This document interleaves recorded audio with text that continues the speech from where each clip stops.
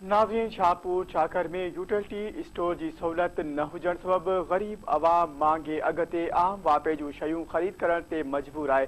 Report करे रहियो आहे आशिक झूलण। यूटिलिटी स्टोर की ज़रूरत तमाम है शाहपुर चाकर के अवाम के लिए भी, छो त आम दुकानन ते वो रेट दस्तियाब ना है। यूटिलिटी स्टोर एक सुठो इदारो आहे। इनके जिथे किथे स्टोर्स आहिनि, शाहपुर चाकर जे शहर में यूटिलिटी स्टोर ना है। हिते हिक इदारन के यूटिलिटी की परचेजिंग में सब्सिडी मिले थी हुकूमत की तरफा, उनके हू सही तरीके से मार्केट ते लागू कन। है न यूटिलिटी स्टोर शाहपुर चाकर में ना है, तो लिहाजा जल्द से जल्द यूटिलिटी स्टोर कायम कयो वञे ताकि गरीब आवाम के रिलीफ मिली वञे।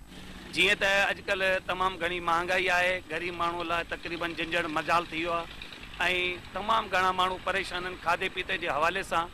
हितां शाहपुर चाकर मां नवाबशाह वञनि था जेके ख़रीदो फरोख्त करण जे लाइ खाधे पीते जे हवाले सां।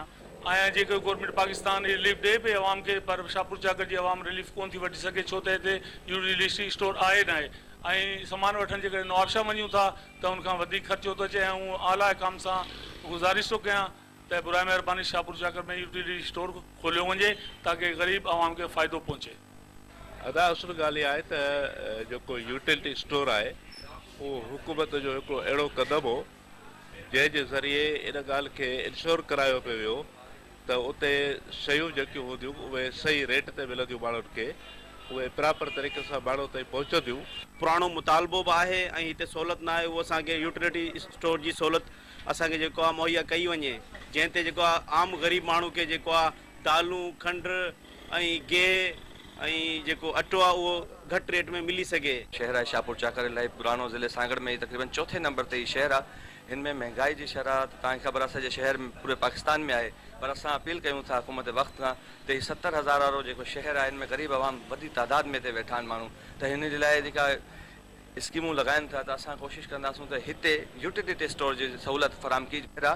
हिन में वॾी तादाद में ग़रीब आवाम वेठी आहे, त हिन जे लाइ यूटिलिटी स्टोर हुजणु खपे। ताजर पन माना रेट पंहिंजा वठनि था, ग़रीब आवाम वॾो परेशान आहे। हिन जे करे पंहिंजो जेको आहे हिते यूटिलिटी स्टोर खोलियो वञे ऐं हिते जे आवाम खे रिलीफ ॾिनो वञे। नाज़रीन, ही हुयूं हिन वक़्त ताईं जूं ख़बरूं। वधीक ख़बरनि ऐं अपडेट्स लाइ विज़िट कयो असांजी वेबसाइट धरती TV.tv ऐं ॾिसंदा रहो धरती न्यूज़।